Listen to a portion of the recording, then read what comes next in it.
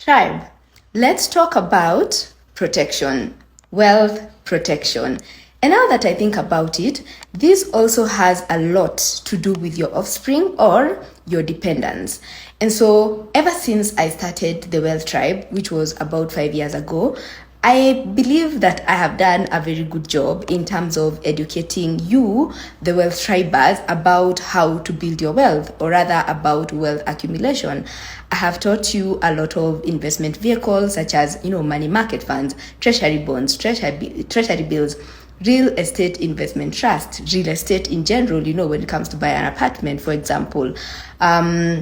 I haven't talked about how retirement planning in terms of whether you should get a pension fund or such things, right? So I believe I've done a pretty good job at that. And I'm very happy that a lot of you have taken advantage of all this knowledge and invested and grown your investments. I have interacted with a lot of you through DMs, emails, meeting in person, and a lot of you have told me that through the knowledge that I share, you have been able to do a lot when it comes to your savings and when it comes to building your investment portfolio.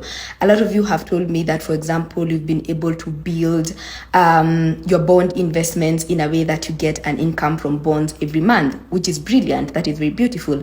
A lot of you have been able to achieve your 1 year emergency funds. A lot of you have invested millions in real estate investment trust and so on and so forth, which is really awesome, and I'm very proud.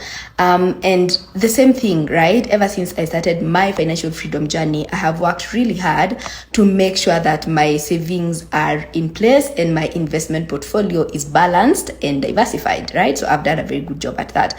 But recently, it came to my realization that there's something we're not doing, which is wealth protection. A lot of us have been scoring A's or have been doing a very good job when it comes to building our wealth, or rather wealth accumulation. But there's one area of our lives that we're not actively thinking about, which is wealth protection.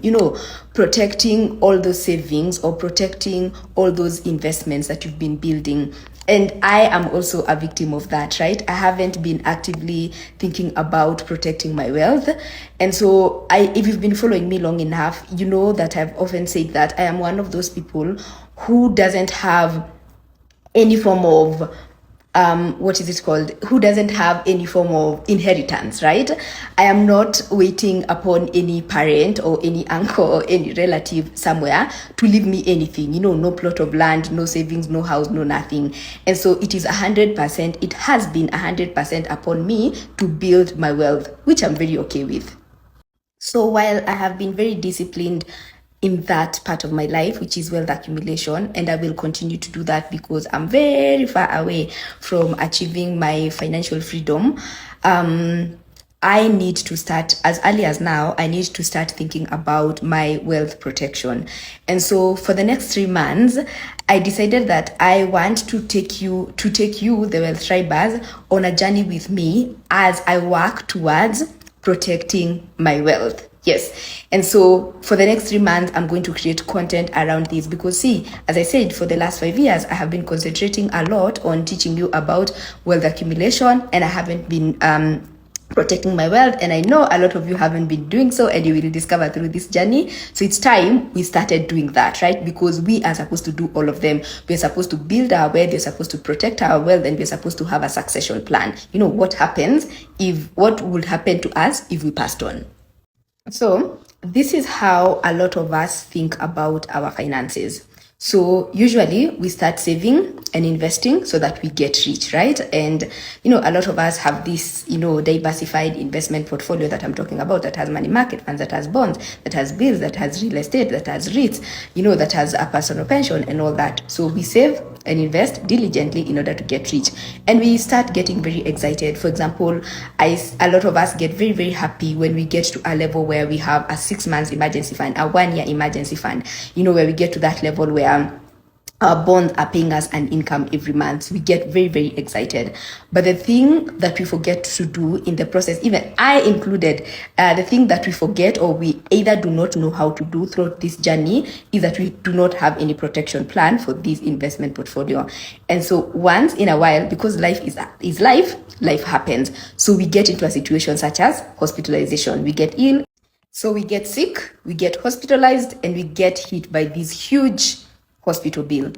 And if you're Kenyan, if you're a woke Kenyan, you know that in our Kenyan situations, a lot of us are one hospital bill away from sliding back into poverty. That is a reality. And so what happens when we get hit by this huge emergency fund bill, if, for example, you had already started building your wealth, what you do is that now you have to use your emergency fund, right, to get rid of this bill, right? So you go and you withdraw your emergency fund, and in order for you to pay this bill.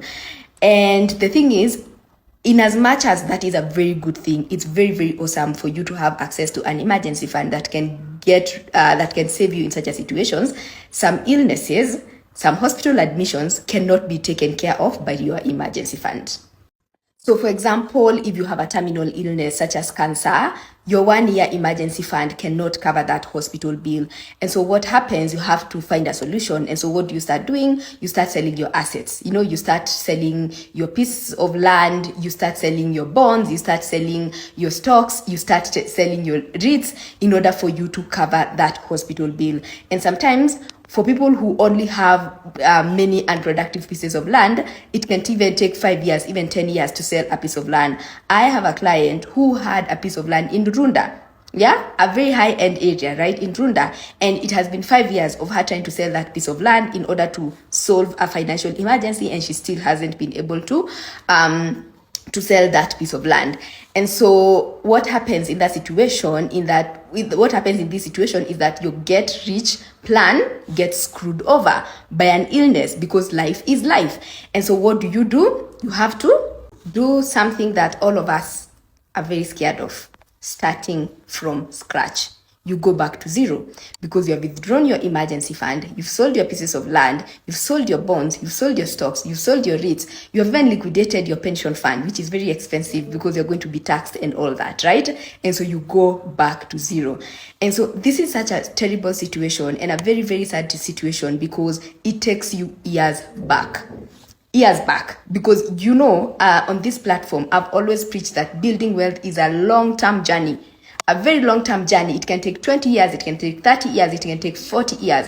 And so imagine you have been working so hard to build your wealth for the last 10 years, and then one day you get a terminal illness that takes you back 10 years ago. Remember, you're now older, you do not have many years in you to keep working, but then you've started from scratch. What scares me about what I've just described is what this situation does, in that if it happened to me, this situation would steal all the time and all the freedom that I've worked so hard to acquire so far. What do I mean?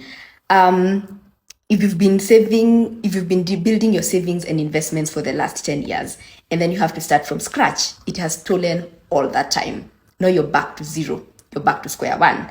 Another thing that it would steal from me and you is all the freedom that came about from building your investment portfolio. So for example, one of the most important things for me in one of my descriptions of wealth, and I've often talked about it on this platform, is that I'm not a morning person.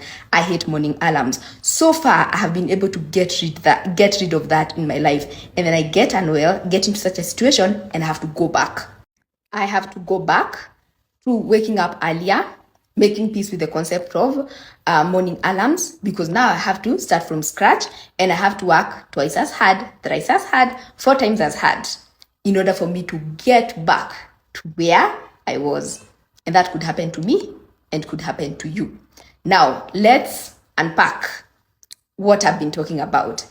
One of the worst, this scenario has a lot of pain points, because the other thing is that if you don't have a lot of assets, or if you don't have a big enough emergency fund, one of the things that you have to do is do a harambe, right? You have to go through that terminal illness, for example, cancer, and at the same time lose your dignity by having to raise funds from people you do not want to raise funds from. It can be both friends and enemies, and even family members that you do not want to borrow money from. So your dignity.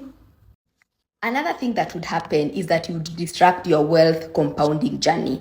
And your building your wealth is a factor of time, right? And so when you sell your assets or when you liquidate your money market fund, that means you're disrupting your compounding journey. And what is compounding? Let's say, for example, you have invested 10,000 shillings, or you have invested 10,000 shillings in a money market fund this month. And so how a money market fund works is that you earn interest every day, and then at the end of the month, that interest is deposited into your money market fund account. And so in the second month of your investment in a money market fund, your interest is going to be calculated from the principal that you invested, 10,000 shillings, and let's say, for example, the 1,000 shillings you earned from interest on month one. And then in month 3, what would happen is that your interest will be calculated from the 10,000 you invested, the 1,000 that you earned from month 1, and then the 1,200 you earned in month 2. So through this process, you can tell that is how people actually build wealth, in that they're taking advantage of compounding interest, because your principal with time, or their interest rather with time, is being calculated based on a bigger and bigger investment amount, as opposed to just the 10,000 they deposited. So by you not having a protection plan, right, by you not protecting your wealth, it means that you're disrupting this process. And that is why you will often hear people who teach about money say that if I have been compounding my wealth for 20 years and for you just start investing 2 days ago, it's almost impossible for you to ever be as rich as I am, because I have been using the eighth wonder of the world, which is compounding. So you do not ever want an illness or an emergency to disrupt your compounding. And so the other thing that we are learning from these stories is that you have to protect what you love. And I know you love your savings and your investments because you've worked so hard to build them. And so it's very important for you to take charge of protecting what you love. It's very important for you to be deliberate about protecting what you love. And so I want you to take a moment to ask yourself this question: what can happen to me or those that are closest to me? For example, if you're a parent, what can happen to me or what can happen to those that are closest to me that can affect, one, your lifestyle, or that can affect your existing savings and investments.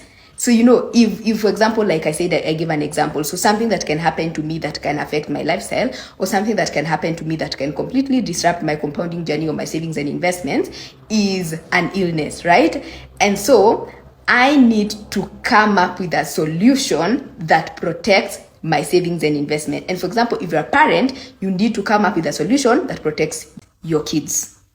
Yes, that protects you and your kids. So what are some of the solutions that we can come up with? So for example, you need to have liquid investments. Liquid investments is any investment that gives you access to your cash very fast.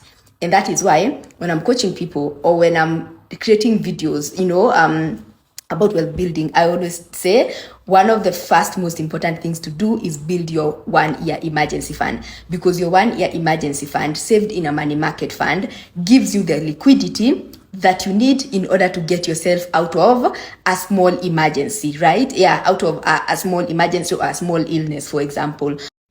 So apart from liquid investments, as a parent or even as an individual, you also need a protection portfolio, right? And so how does a protection portfolio look like? A protection portfolio looks like having the 1-year emergency fund, which I have taught you about, and also having an insurance portfolio.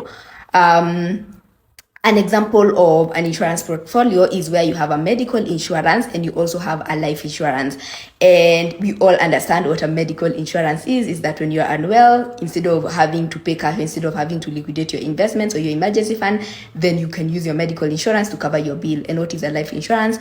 A life insurance replaces your economic value, right? So if you passed on, for example, and you're a parent, a life insurance pays out a lump sum of cash that then replaces your economic value. So for example, if you are earning 200,000 per month, if you passed on, your life insurance would be able to pay that amount to your kids. So the conclusion to this is that you need a protection cover. As you're building your wealth, you need to build your protection portfolio hand in hand, right? That you cannot do one without the other.